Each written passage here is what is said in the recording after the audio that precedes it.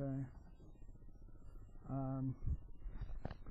The reason that I'm signing this under duress is because it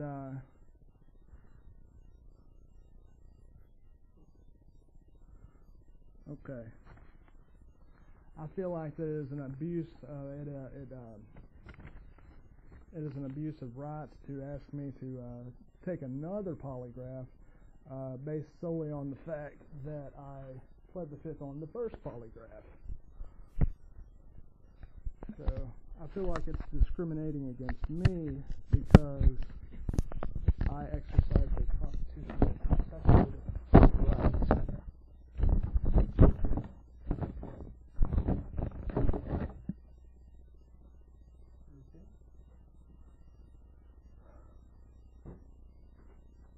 And do you have the same rights as a felon? I'm just curious. You did the homework. Well, does the fact that you're a felon, does that? It does. The rights of the First and Fifth Amendment and Eighth Amendment are uncompromised by my conditions of probation and the Constitution, obviously. Okay. This by asking me to sign that violates the doctrine of unconstitutional conditions, which says that it's a law that bars the government from imposing a condition on the grant of a benefit requiring the waiver of a constitutional right. Mm-hmm. Okay. So for the record, that was an observation reconfirmation. It basically describes process and how it's going to work. But it's also a waiver of my right to prosecute anybody that would potentially violate me for pleading the fifth. Did you get violated? No, I did not get violated, but I am being punished for pleading the fifth by having to take another polygraph.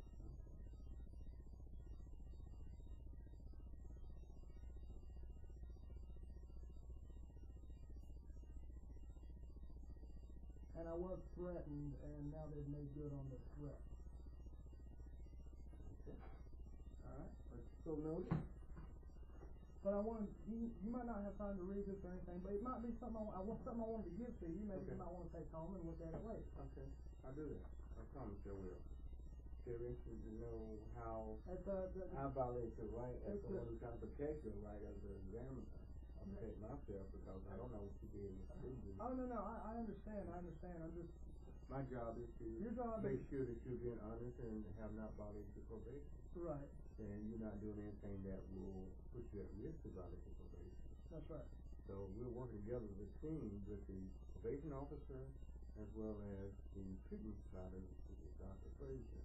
Right. So we're all working together to make sure the community is safe, to make sure that you know real kin and you are complying with your conditions of probation, and we're trying to work through this treatment process. Now, I had spoke with Mr. Lawson about giving me a polygraph, and he said that the reason that they're giving me another polygraph is because I pled the fifth on the first test. Is that right? I have no idea. Oh, okay. Okay. Well, that's what he told me. He told me that my probation officer told Dr. Frazier, and Dr. Frazier called him and said that. Okay. How do you communicate with Mr. Hanker? Mr. Frazier gave me his phone number, and I called him to set up an appointment to come in here. Okay. And he said that he was too busy, so that's why. I see. You wanted another opinion? Were you going to plead the fifth again? Yes. You're going to plead the fifth again?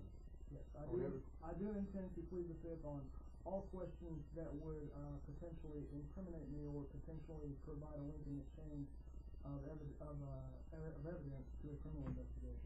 Okay. So noted.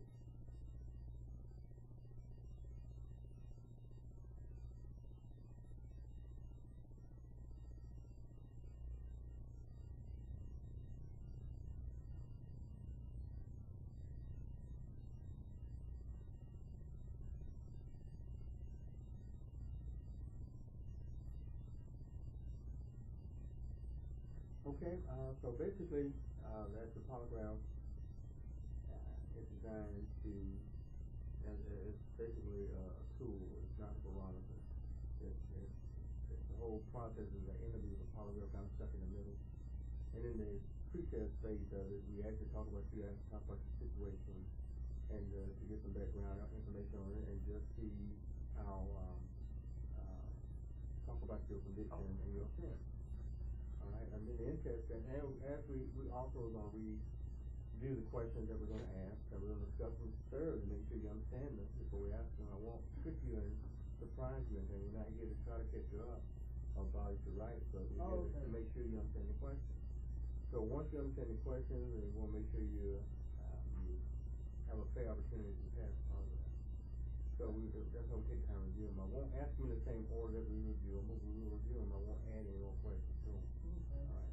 We won't discuss anything that will that's not appropriate, such as your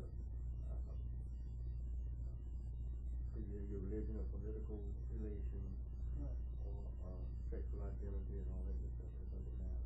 Right. All right. And so we will go into the situation of your index offense and make sure that you're not at risk. Right. The real thing. Then in the in-test phase, my goal is to run 3 charts based on the question that we review. I'll give you some instructions before and after doing, and what not to do, what to do.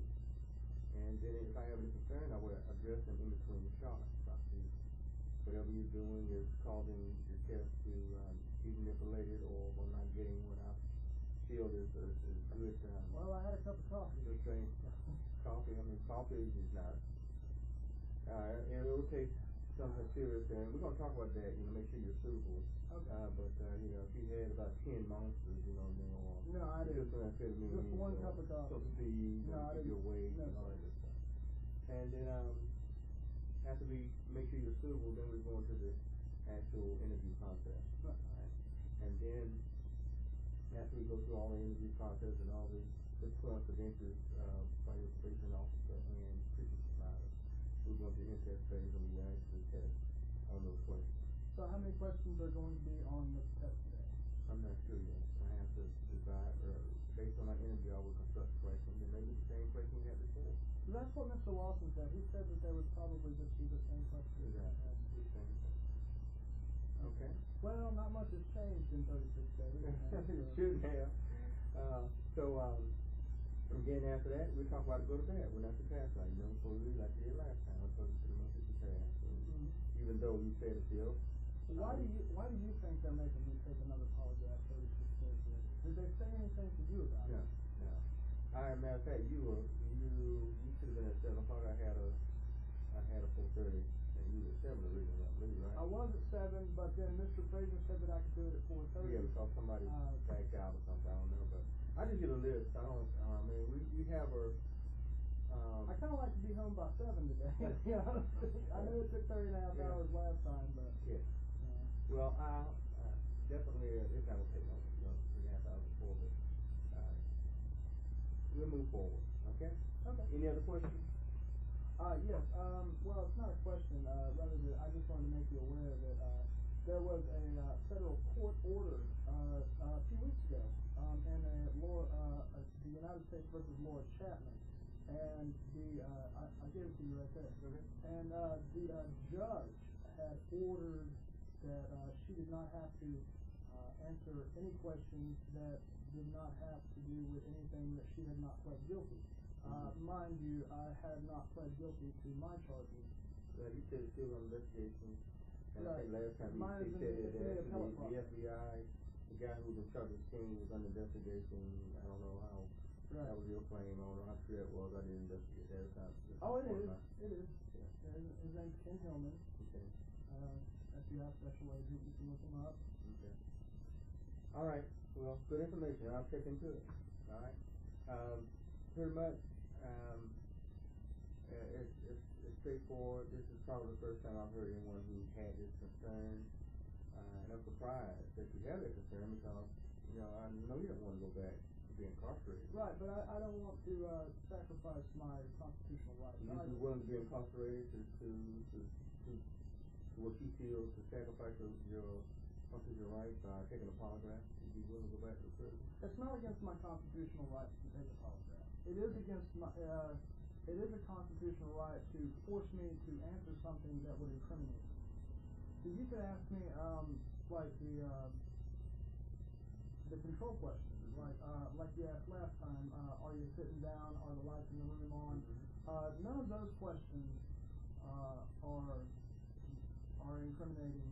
So if you would ask me those questions like that, then I would answer them. And those questions have a purpose, and you pretty much probably know why. Yeah, they're true answer type questions, and so I compare them to the other questions. So you can compare. Yeah. Go ahead, Mr. Chairman. So bottom line is at a point of reference. Say what? At a point of reference. Right. I mean, it's something to compare to the other questions that we noticed you're being truthful to. So it's like a known truth type question. The other ones are allegedly true because you answered and we discussed them and you said no. But if you respond to them in a significant response to them, then obviously you've been deceptive. And we use those questions to compare. It's not obvious. It's just, I mean, it's obviously lights are on, obviously you're sitting in your chair, obviously you're in the state of Georgia. Those are known truth type questions. So those kind of questions are not going to be what's going to be specific to your ignorant defense. You have to address either specific issues or general issues or multiple issues surrounding your probationary conditions and your index offense. There's no way around it. That's why you're here. Right, which you're part of the process. Which I have a constitutional right not to answer questions about that. Okay. All right. How much sleep did you get last 24 hours? About 8 hours, yeah. Any alcohol in the last 24 hours? No. Oh, please do. I plead the fifth. You plead the fifth. Any illegal drugs in the last 24 hours? Legal drugs? Illegal drugs. I plead the fifth.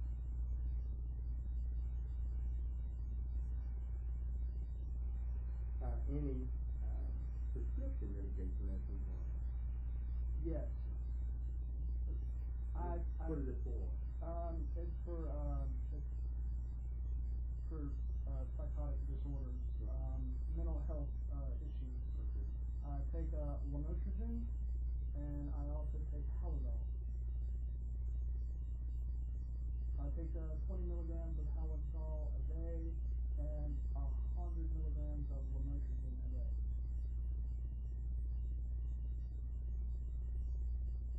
Have you had medication today? You usually take it in the morning, afternoon, night? Well, I take the lamotrigine at night, once a day, but I take the Halidol twice a day. When I get up in the morning, I take 10 milligrams of Halidol, and then at night I take 10 more milligrams. You say lamotrigine? Lamotrigine. It's Lamotriptyline. I think it's VIE. Lamotrigine? Yeah. It's Lamictal. That's another word for it. Lamictal.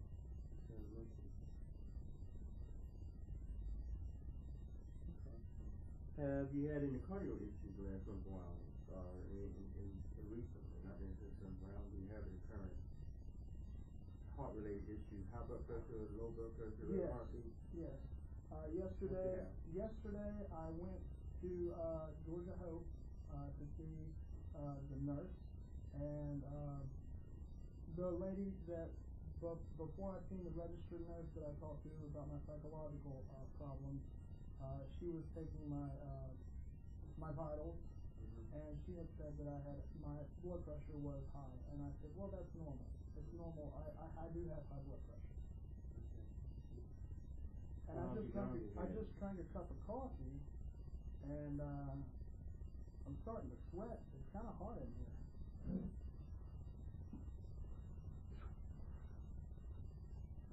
How long have I known that I've had high blood pressure? Several years, at least. More than 5 years.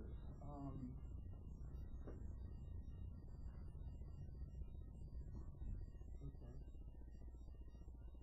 All right. related issues? I might have known probably 7 or 8 years that I've had high blood pressure. Okay. Yes, blood-related issues. Yes, I have hepatitis C. Okay. That is a blood-related issue, and I also How long have you had hepatitis C? probably since the early 2000s, maybe like 2001, 2002, 2003. Probably about 15 years. Okay. Almost 15 years. How did you get hepatitis C? You know? I proved it. Okay.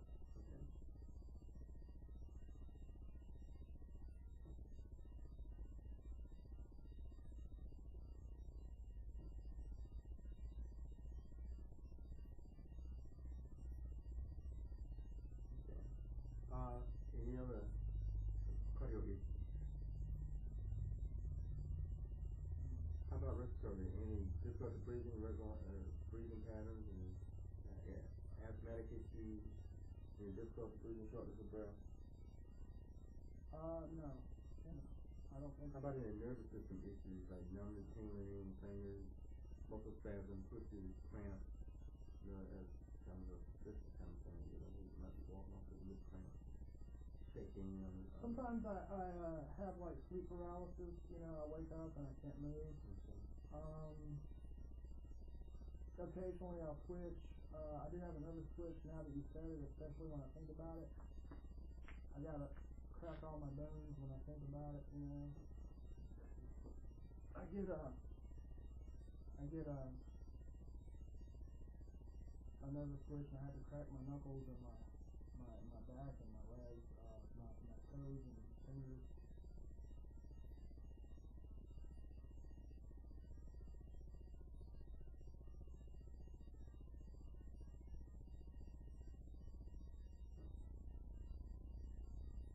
Did you say some kind of there's some twitching other than you have a crack in your bones? There's some nervous twitching. I think it might be like Tourette's or something because like sometimes I think about it and I just sometimes I don't think about it, but I just start cracking my knuckles in my neck all the time. Okay. All right. Are you in another treatment program other than here with Dr. Frazier? I'm in Georgia Hope, but it's not. They're trying to help me get my SSI. It's not really state mandated.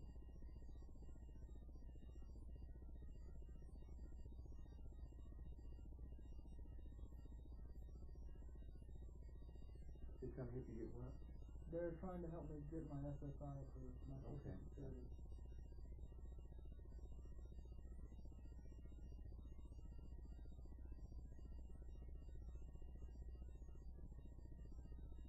How long do they say it takes? Is the program you in, or some of these 6 months, 3 months?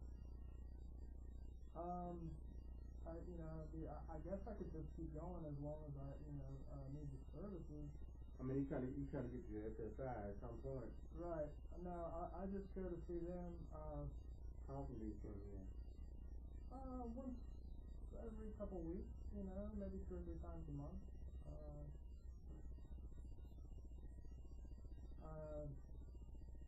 I see a registered nurse, and they help me get the medicine that I need. They prescribe me the medicine, give me coupons. So you actually get the medication from Georgia Hope? They have a pharmacy? No, they don't have a pharmacy there. They give me coupons for like Kroger or Walmart. They're trying to get me into a program called MedBank, and you just give them $15 a month, and they'll give you all your medicine, whatever medicine you need.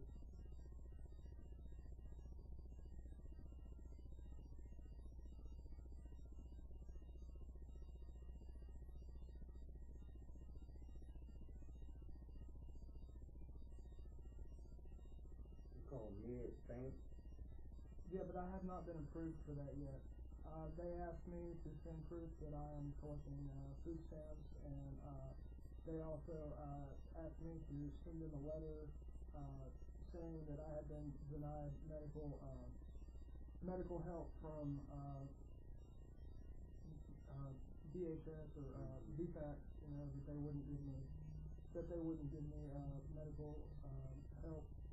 So I got that letter and then I gave it to them, and I'm just waiting on them to approve me. Yeah. Okay. All right. So other than that, are there in your program, are you having any problem with the treatment program with Dr. Fraser? Any problem with Dr. Fraser's treatment? Any problem issues? Yes. He does not like that I maintain that I am the victim here. But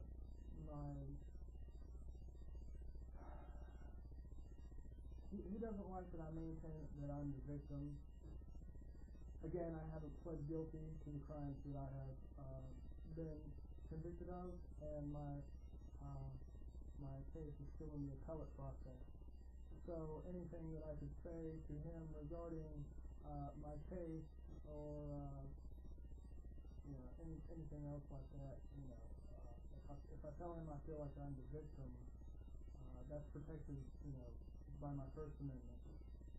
I have the right to say that I feel like I'm the victim. I'm not. That's not espionage. That's not a lie. That's not a sexual innuendo. That's not a terroristic threat. That's just all it is just saying that I still feel like I'm the victim here. Because I got all of these conditions of probation, the sex offender registry, the extortion of the polygraph program, and I just don't feel like that I deserve this, and I feel like that I'm the victim, and I have a right to believe that. Okay. All right.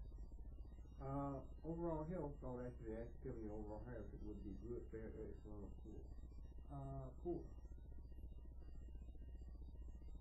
Okay. All right. Was there anything else you want to share with me that No. What was your highest level of education? Some college. Some college.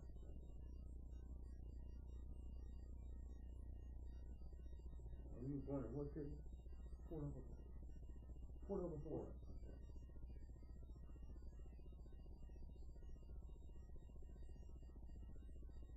Yeah. All right. So, what was your convicted offense? Talk about that. What was you convicted of? The charges that they brought against me was computer pornography, 2 counts of attempted child molestation, and 2 counts of aggravated attempted child molestation.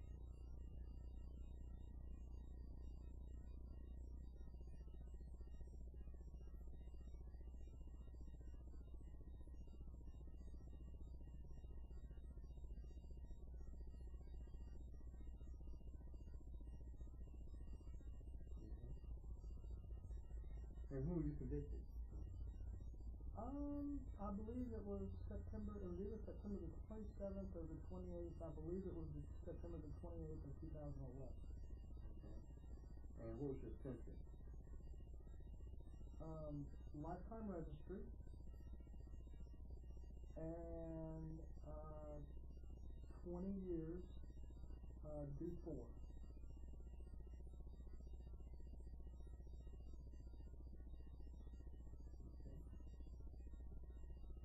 How many did you serve? 4. Served 4. And when were you released? I was released December the 18th of 2015. December 18th? Yes, it's been 1 year and 2 days. Okay.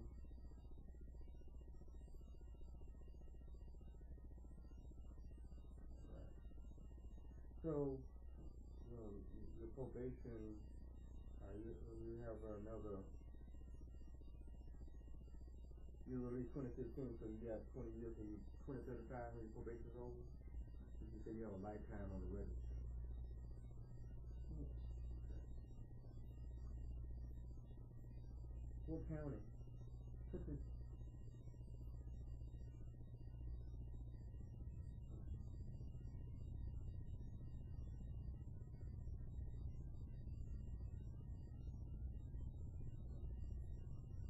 So, you have your probationary conditions? Yes. Are they special? Are they just general? Do you have any specific? Yeah, I think I have about like 22 special conditions, many of which that I am in the process of challenging. And yet, each 22 are different from any other person on the list? Are they the same? I'm sure there's sex offender special conditions, Okay. and I think that there's a lot of other people